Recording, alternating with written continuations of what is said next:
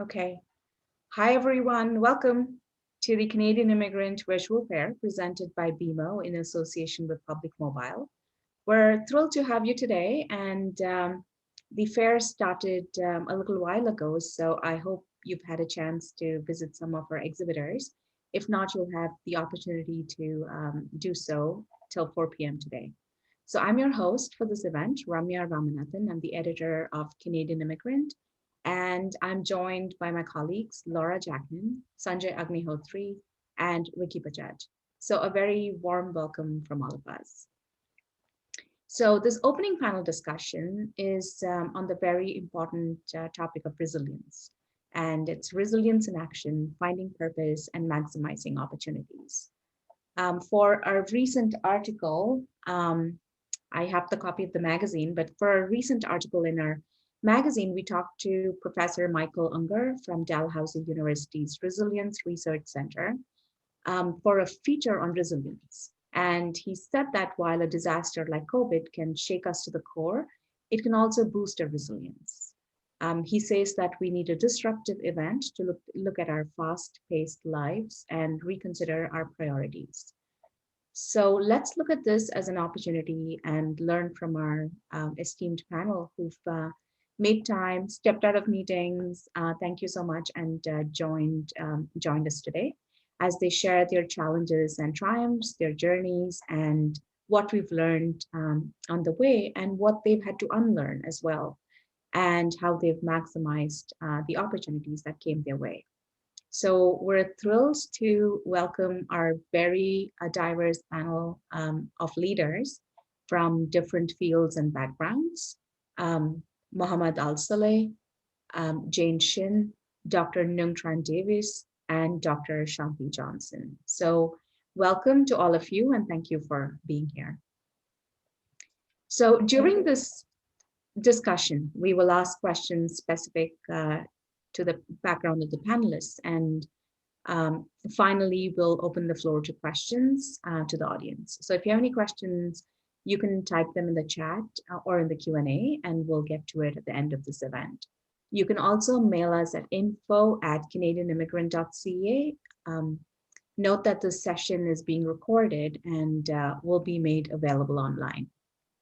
So before we get started, we would like to take a moment to share a video message from our associate sponsor, Public Mobile.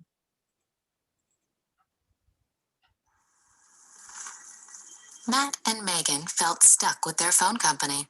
But since switching to Public Mobile, where there's no commitments, no contracts, and no hidden fees, they're free to feel the love again. Thank you. So let's get started. I'd like to introduce our first speaker, Mohammed Alsaleh. Mohammed is an international speaker and award-winning advocate.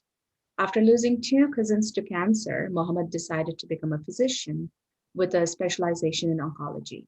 But during a final exam in medical school, he was arrested by the Syrian state security and brutally tortured for the next 120 days. So after surviving death in prison, he was forced to flee his home, and he made an extraordinary journey to Vancouver, BC, where he is, arriving in Canada as a refugee in 2014.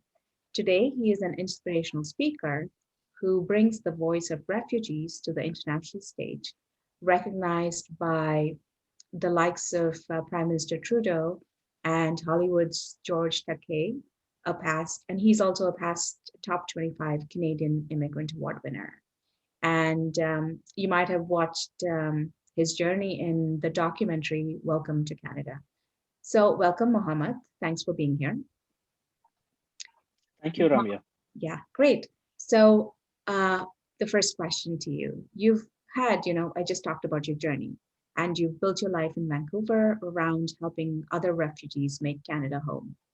What were a couple of key challenges you faced, and how did you deal with them? Thank you so much, Ramya, for this introduction, and thanks for an invitation to speak at today's very important panel. I thank you, and I welcome my co-panelists and everybody who's coming to this conference today, to all the attendants as well. Thank you. You brought a very important question. And in response, I would like to start by reflecting on a very important aspect of the refugee experience. Being a former refugee from Syria, I came as part of the very first group of Syrian refugees that came to Canada in 2014. Looking back at it, it's been over 7 years-ish right now since then. Right now, I can speak English, I can talk to you. But you know what, Ramia, thinking about the fact, about that time when I first came to Canada, I didn't speak the language and I didn't know anybody. And if I was to highlight the most challenging aspect of the experience when it comes to being a refugee, I would start by thinking about the fact that I didn't choose any of that. You just shared with us how my original plans were actually completely different. I was in medical school, I was a doctor in training, my long-term goal was to become an oncologist, and I was actively creating this future for myself. That's my plan. But to be a refugee is to lose control of your plan. Being a refugee is to lose control over your entire life. And suddenly, you're not the leader of the vehicle that is your life. Someone else take control. War, life circumstances, sometimes natural disasters can do that to you. But the main thing is that a refugee is a person who lost control over their life, their journey, and suddenly life is not something that you plan. Life is something that becomes the result of other external circumstances that shape your reality. So back to me and my journey, the Syrian uprising happened in Syria in 2011, where I was a medical doctor in training. And from there, I participated in the uprising. As a result, I was prosecuted by the Syrian government, went to prison for 3 times as a result, and eventually made the decision to leave the country and go to Canada. In Canada, and just like I shared, I found myself in the shoes and in the place of millions of refugees where the I'm just overwhelmed by emotions and memories right now, just trying to go back to that time of my life. But let's come back to your questions and the challenges and what are the dynamics of the refugee experience. I would say that the determining factor becomes the sense of community, and the fact that we live in a place like Canada where community is such an important value. I was able to start over in a way that today, 7 years later, I managed to learn the language. I managed to go back to school. I managed to do a lot of things. But what was the main helping factor throughout this experience? And I would say it is the sense of community that brings everybody together, newcomers and people who are already here, that are working together in creating this amazing, vibrant community that we have here in Canada.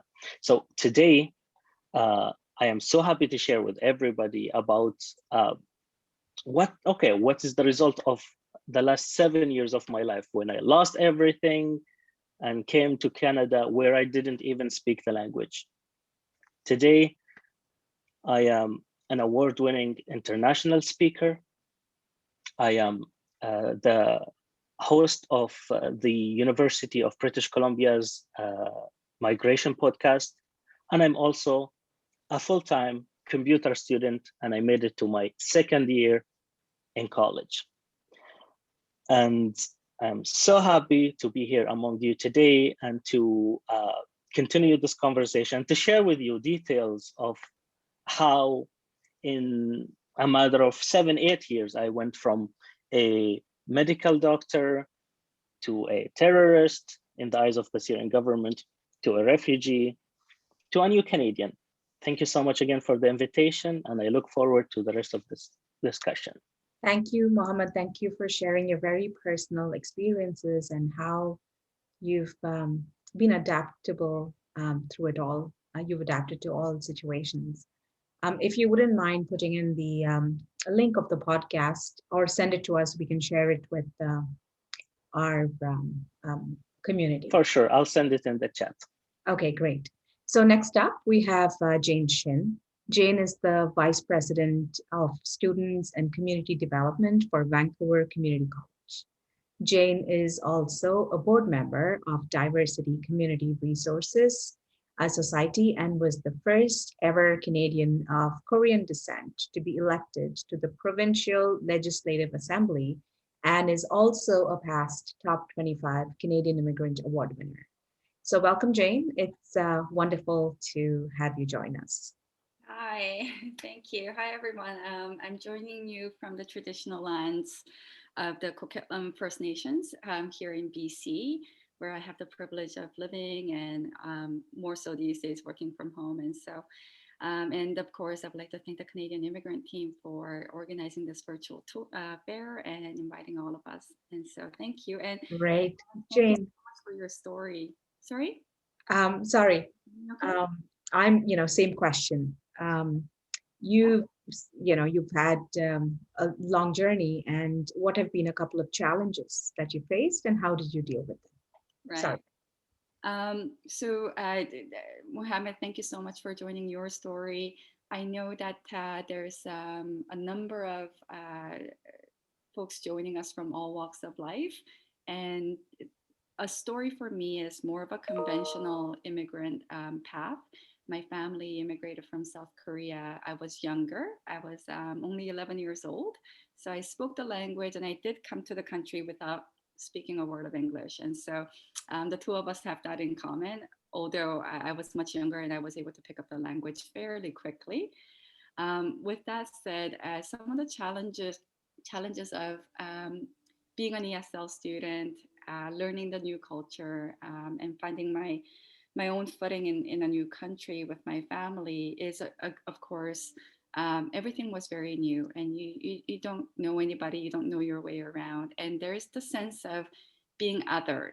You're different.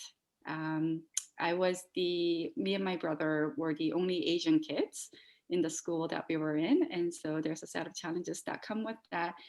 But I would say it's only on a hindsight that I would register some of the challenges as challenges. Um, being fairly young enough, being curious enough, and also being naive in many ways. I didn't spend much time thinking about the challenges, but rather I was very quick to focus on how I'm going to get around it. Um, so if I felt like I was less than accepted by my peers, I was immediately thinking, how can I win them over? How can I make friends? Or if that person is not so impressed with me, what can I do to get on their good side? What can I do to better myself? And so in that, I one of the things is I learned ways to not be as shy, to reach out and to ask for help, and not necessarily help, but more asking for meetings. Can I get to know you? Can I hear about your story? And there's a sense of friendship that can bud from a simple conversation. And I made sure that I have conversations with everybody. It could be the cleaning staff at the school. It could be my teacher. It could be my friends' parents. Just learning about their stories. And there's something that's really powerful in breaking bread together, in sharing each other's stories. There's a sense of friendship and solidarity. You discover what you have in common, what are your shared challenges, and in that networking, I guess that's what really what networking is. You end up developing your communities, your friendships, and your networks here in Canada, and that led to opportunities. I, like Mohammed, I was a medical doctor. That's what I studied. But by friendships and by network, I ended up building a teaching career. I also, by the friends that I met, I started a retail business.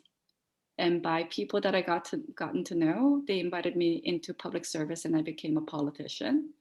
And now I'm a college executive. And when I look at some of these changes in my career so far, what do they all have in common is the friendships that were made and the network that was expanded. And so that's how I would say I was able to get through some of the challenges of being new to the country. Jane, thank you so much for highlighting the power of networks. We'll come back to you in a moment for the next question. Next up, we have Dr. Nung Tran Davis. Dr. Tran Davis is a physician and the founder of the Children of Vietnam Benevolent Foundation, helping to give hope and opportunities to impoverished children in Vietnam through love, education, and the provision of basic needs. She is also a top 25 award winner. And welcome, Dr. Tran Davis. And so you came here to Canada as a young child with your family. Thank you so much. By way of a refugee camp. You have that in common as well with Mohammed. By way of a refugee camp in Malaysia. And you've been making an impact in your community in several ways. So what have been a couple of key challenges you faced, and how did you deal with them? Yes, sorry, I hope my internet stays. But yes, I came to Canada as a very young child, as a refugee, and I and my family were very fortunate to have been brought to Canada, to a land of hope and opportunities. And I do attribute to a lot of what I have now and what I've become to a moment of kindness 40 years ago. Because if it weren't for our sponsors who brought us, who lifted us from war and poverty, I wouldn't have all the opportunities that I've had through the years. But just being in this land of hope and opportunities, though, does not guarantee success. And so, yes, through the years, I've been through lots of, hills and valleys and faced many challenges. But I think a couple of key challenges in looking back that I've faced through the years. One, I think, is it stems from myself, because being a young immigrant child, when you have very little to start in life in a new country, I wasn't involved in a lot of extracurricular activities and such. And so I had my books and my paper, and I expressed myself through writing and drawing. And so I became a really shy and quiet, introverted individual who I liked being a private person. But this introversion, though, I think it was sort of like my handicap and my weakness in a way, because I built sort of like a barrier or a wall around myself, between myself and the world. And I was comfortable in that place of introversion and quietness. But in 2012, my nephew was diagnosed. He was 20 at the time, and he was diagnosed with a brain tumor. And my heart broke, and I was compelled at that moment to do something. I wanted to do something to help him, and so I wanted to raise money to donate to the Brain Tumor Foundation of Canada. So because of my love of writing, I wrote a story and I published it, and I wanted to fundraise for this cause. And so in that moment when I felt the need to do something for my nephew, I sort of stepped out of that shell, and for the first time in my life, I presented, my work to the world, and I felt vulnerable at the time. And because when you present your creation, you feel like you're in a vulnerable spot to be judged and critiqued and such. And so that was one of the first time I stepped out of my shell. And I remember being quite nervous, actually, even to post an announcement on Facebook that I had, published a book. And so with that, I was able to deal with this shyness and introversion by keeping focus on why I was doing it. And it seemed a reason goes to the establishment of the Children of Vietnam Benevolent Foundation, because I felt a need, I felt compelled to help the impoverished children, my little brothers and sisters back in Vietnam. And so despite my shyness, I was able to gather a group of friends together to establish the foundation, and to step up on stage in front of an audience, with everybody looking at you, and as you, open your heart, pour your heart out to ask and to hope that all these individuals would walk on a journey with myself to help these children, was also another moment where I had to overcome my shyness. And when with the math curriculum or education issues in Alberta, for example, was another time where I felt I needed to speak up, because education is just so important in my heart, because I was taught growing up that, people can take everything away from you, but they can't take away your education. And so when I saw that the system was failing our kids, I felt the need, the drive to step up and speak out, against what the government had presented. And when the news reporters started calling and asking to talk and such, oh my goodness, I many times just felt sick to my stomach afterwards, after talking to the news reporters. And at times I even cried a little bit, because I felt like I must have said something wrong, because I was really hard on myself. But despite all that, I persisted, with what I was doing, because my heart, I knew where my heart was, and I knew the children was my end goal to make this world a better place. And so I overcame that challenge within myself. The other major challenge that I felt I had faced over the years is the external factors, because as wonderful a world it is, out there most times, the world often reminds you that you may not be good enough for in many ways, because all good things in life, all things that are worth having, requires you to work hard towards it. And for example, entering into medical school, I worked hard through school to do well, to honor my mom and to honor my sponsors who helped us through the years in Canada. But to get into medical school was hard. And I actually had to apply 3 times to get in. And I was heartbroken, when I received the rejection letters. And um, and of course you feel like you may not be good enough, that you may not belong in medical school or such. And my mom would at times try to support me and encourage me and say, why don't you perhaps consider another profession, where perhaps it may be easier to get in, and you can work 9 to 5 kind of thing, where it's easier and less stress. But I refused to listen to her, because I knew where my heart was. And I went back, to upgrade and do what I needed to get back and get an interview for getting into medical school. And of course, in my third interview, I think when I told the interviewer that at the age of 40, if I wasn't accepted into medical school, I'll know then that medicine isn't for me. And so he may have taken pity on me, or he appreciated my perseverance. And the same goes with, because I write lots of not lots, but I do have a love for writing children's stories, children's books. And I had submitted my a manuscript to various publishers, and of course the rejection letters started coming in, and you question yourself whether or not you're a good enough writer. But I believed in my stories. I felt that my stories were important to tell, and so I persisted and continued submitting my manuscript to various publishers until one of the publishers appreciated my stories and opened their doors to myself. And so I overcame the challenge of those, external factors, the external challenges where you're in one ear telling you that you may not be good enough, but in your heart, on the other side, just to believe that you are able to, because your heart is there, you believe that there is something that you can contribute.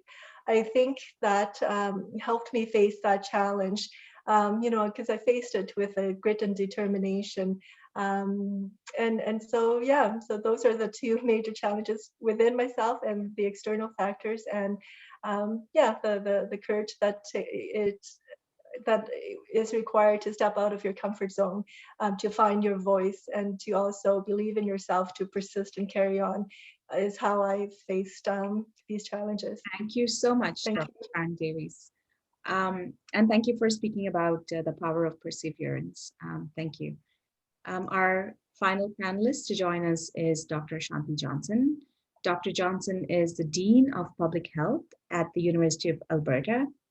Shanti is particularly well known for her research in the area of aging and health with seniors and social isolation among immigrants and refugee seniors. She is also a past top 25 Canadian Immigrant Award winner. So Shanti, we're very glad that you could join us today. Our first question, once again, is you came here as an international student and you have many accolades to your credit. And we've heard you say that it's all thanks to hard work when we interviewed you for the top 25 winner. What have been a couple of key challenges you've faced, and how did you deal with them?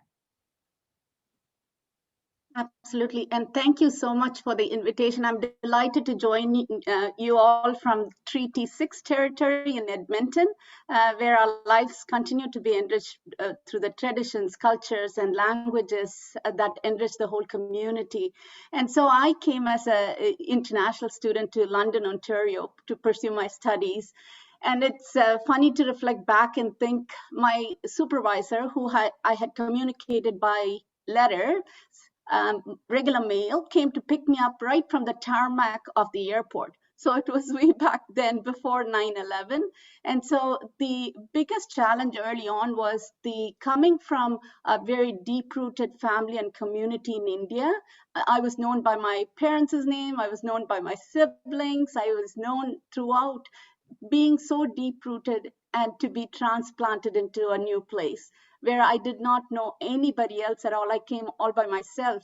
And so to learn to sort of integrate that was sort of a big challenge because I didn't know.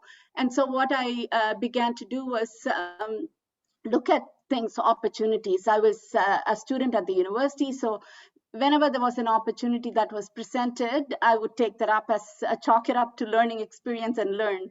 And so I was the only international student in my entire faculty. And so they wanted an international rep. And so obviously they didn't have many choices. And so I put up and I served in that role. And so got to know the university community, the pressure and pull of international students and others. And so became more empathetic in terms of what are some of the challenges and how do we work together to solve. So the connectedness that was again mentioned in the stories is so important. The other story I'll tell you is, I looked at a map. I am a Christian. I go to church regularly. I wanted to find a church to go to. And so I thought, okay, here's a yellow book. It was again in the 90s. So look at this map. And before our internet apps and all of those opportunities are available to us now, I thought, okay, map, it looks very close. I'm going to walk. And so instead of it taking about 10 minutes, it was about a 45-minute walk. And I walked and walked and walked. And so I went very late to church the first day. I felt like a sort of a complete fool, just entering at the very end of the service, but I still connected and spoke and built that church network, that social network that I needed. So again, the first challenge is that being rooted to being transplanted and finding opportunities to really put down your roots and to grow and to flourish. And I think that's really, really important. And that was a big challenge. The second big challenge is the newness of it all, right? And so having grown up in India, oh, I'm just gonna,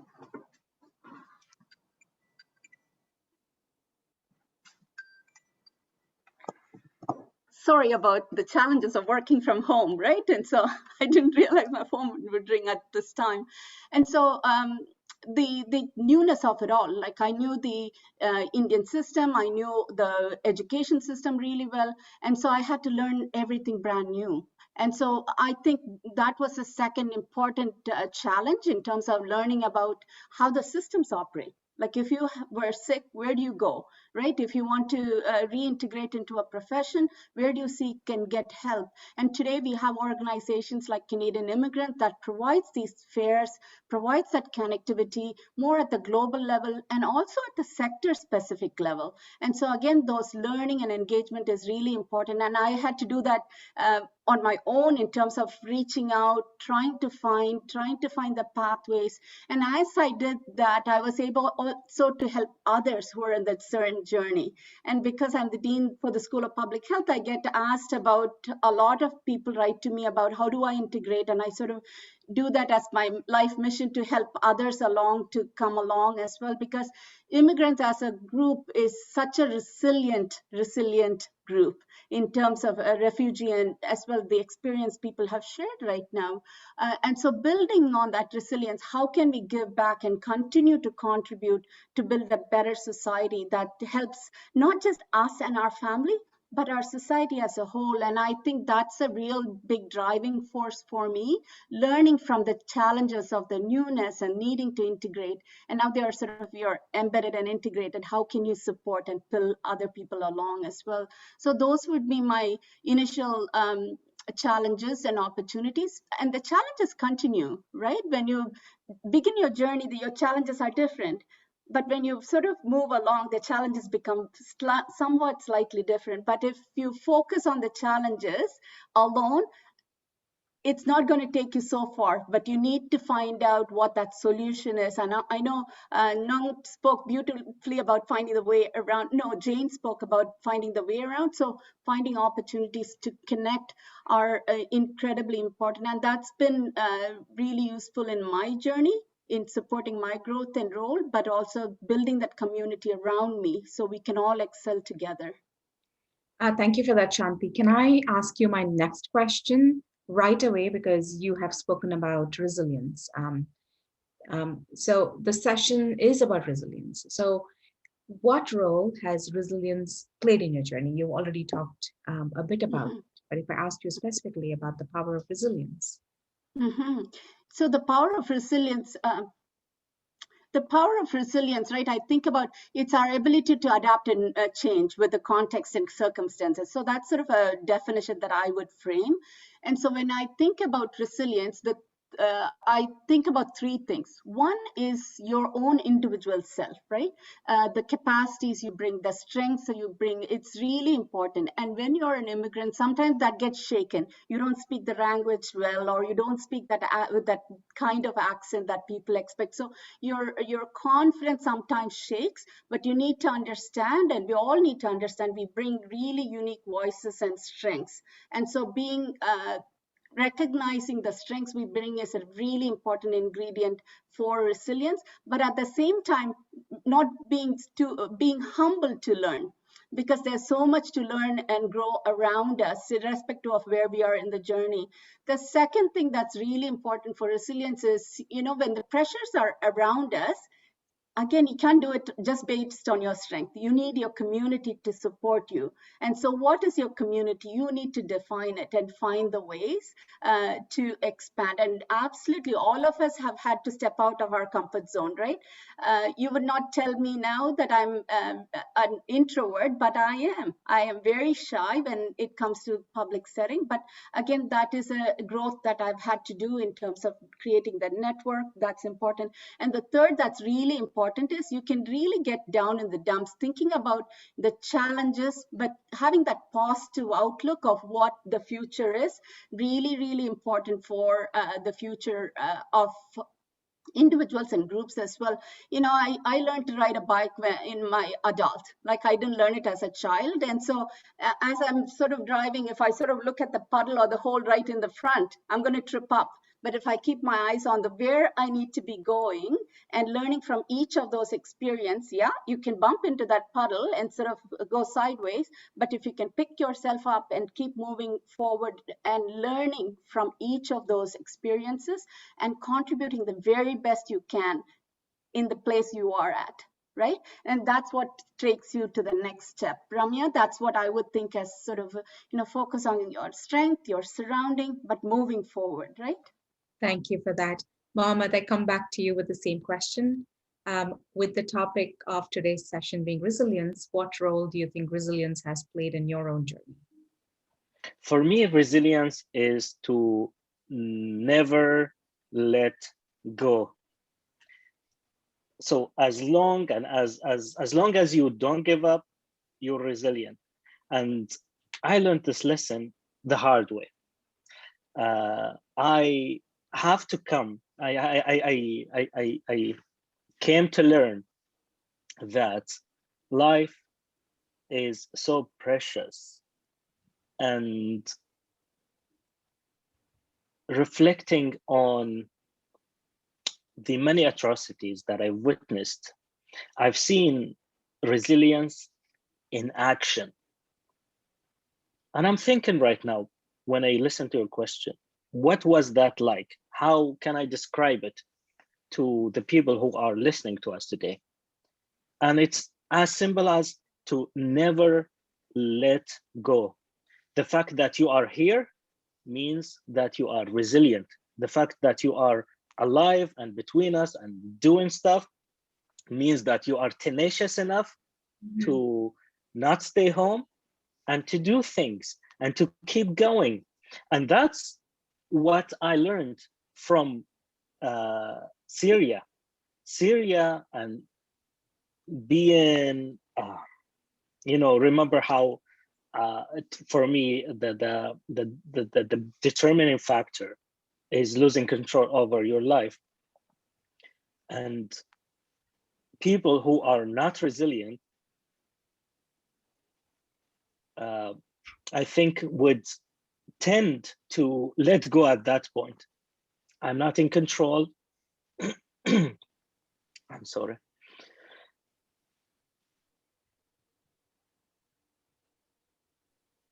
I'm so sorry. We can come back to you if you'd like. No, it's all fine. And just going back to the point is the thing is that tenaciousness, that willingness, that ability to keep going is resilience. And if we think about our sessions today, and the title is Resilience in Action, what is that like? Well, for me, I listen to Nung and I see that in action. I listen to Shanti and I see that. I listen to Jane and I see that. Everyone who's on the panel today is an example of what that means.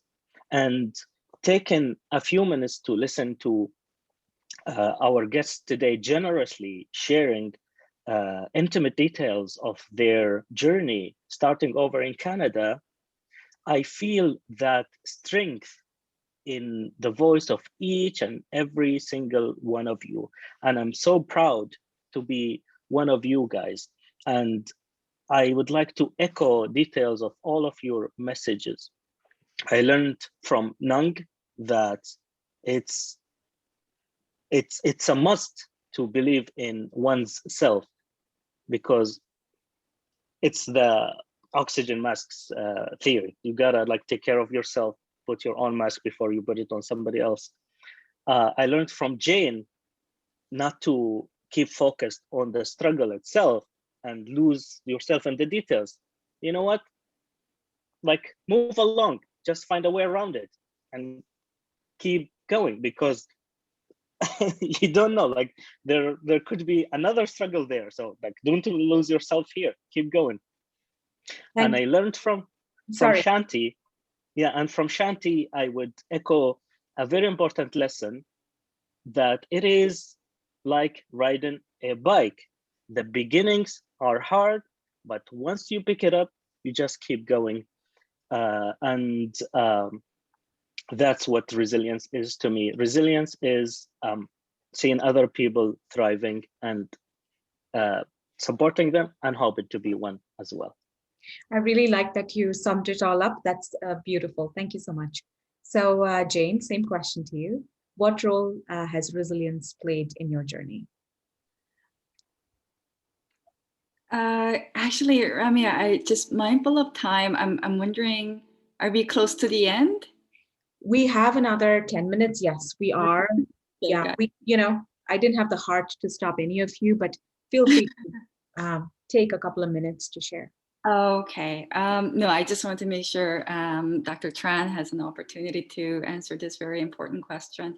That I really appreciated what everybody has contributed to the topic of resilience so far, and the one that of many aspects of it, one that I would like to remind all of us, especially during this time of isolation with COVID, all of us being from home and keeping each other safe, is the importance of self-care. For resilience, self-care is something that especially immigrants that are, I can tell that we have hardworking parents that made that difficult choice to make a new home in this country. I'm assuming we have refugees joining us. And I see it from my parents first and foremost that they really sacrifice. And in some ways, sacrifice is romanticized, but in other ways, I think we have to keep remembering that we need to show up for each other. But before we show up for each other, we really need to show up for ourselves. Just like Shanti said, put your mask, oxygen mask on, right? And so in the resilience, everybody has a different idea of how they can self-care. One thing that I try to remember is not every country affords us the freedom to choose. I get up this morning when I need to get up, and I get to put on the clothes that I chose for myself. These are all choices. And so, yes, the struggles of being an immigrant is real, but I also find that when we are grateful and when we recognize all the choices that we get to make, the freedom that we have in this country, and to know that when I go for my lunch later today, I'm gonna choose the best lunch for myself and I'm gonna enjoy every bite of it. Sometimes the self-care can be even in the little choices that we get to make. It doesn't have to be a spa day. It doesn't have to be a grand old thing. And so I would just remind all of us, including myself, to thrive in the little joy that we can have in the choices that we make every day for resilience. Thank you so much. Thank you so much for that. And Nung, same question to you. What role has resilience played in your journey? Yes, I think resilience is the very reason why I am on this journey and where I am today. Yeah, no, resilience, I view resilience, I often compare resilience to like an atom, where an atom is consisting of electrons, protons, and neutrons and such. And so resilience, I often view it, I break it into its components. In order to be resilient, you have to have hope, you have to have courage, and you have to have grit and determination, as well as kindness. What I mean by this is that I often give the example to be resilient, is like if you were a refugee or such, if you're in a room, stuck in a room, locked in a room or so, looking out, you hope to be outside, just feel the sun upon your face and feel this, of the warmth and such. that's hoping, to have hope for something better. When you have hope, it will help you be resilient. But also you have to have courage, because, you're in a room, there's a door there. In order to feel that sun upon your face, that warmth, you have to walk through that door. And so you have to have the courage to pick yourself up and walk through the door, because the universe is presenting, doors to you. And you have to have the courage to leave the comfort of your home, the comfort of where you are, and walk through those doors. But once you're out that door, you have to continue walking with grit and determination, because there will be many challenges along the way. And in order to remain resilient, you got to continue working hard with grit and determination. And the fourth component of resilience is kindness, because kindness, I view, is the glue that holds it all together. Because you can be hopeful, but if you're, the meanest person, the most unkind person, you would be, you won't go anywhere. And if you walk through those doors, and if you come through those doors and you're unkind to everybody around you, again, you will not continue that path for very long as well. With grit and determination, and you're unkind, then again, you would not last for very long in the community, because of the unkindness. And so I think it's so important to have kindness, to hold it all together, and to be resilient, because that's how we connect ourselves to the community, and to carry forth on our journey, because it becomes an amazing and beautiful journey, and people come into our lives because we are kind in that resilience. Thank you so So much. that's what resilience means to me. Sorry. Thank you so much. So I'm mindful of time. Can I ask the panel, do you have another 5 minutes and then we'll wrap up? Do you have? Okay. Yeah? Okay, great. I'm very glad. So I'm going to say all of you have 30 seconds to share whatever you would like to share with our audience. So please go ahead, Mohammed, if you only have 30 seconds. Is there For one sure. piece of advice you would like to share? Absolutely. And thank you so much again, Ramia, and everybody for this amazing session today. To all of these who are hearing me right now, I say, work on finding your own answer to what is known as the lack of Canadian experience. This is what you would hear, everybody. You will be told that you don't have Canadian experience, which is true, and I have nothing against it. You came to Canada fresh, you don't know anything about Canada, Canada doesn't know anything about you, you don't have Canadian experience. My advice to you is to find your own definition and answer to how to address the lack of Canadian experience. My advice to you is to explore volunteering. Volunteerism is an amazing component of the Canadian character. It's a part of the Canadian, it's a big part of the Canadian identity. And by becoming a volunteer and by upholding volunteerism, you can start to find your answer to how can I have Canadian experience if I'm not offered Canadian opportunities? It's like a catch-21, and I hope you have good luck solving it. For me, it was volunteerism, and I hope volunteerism can help you.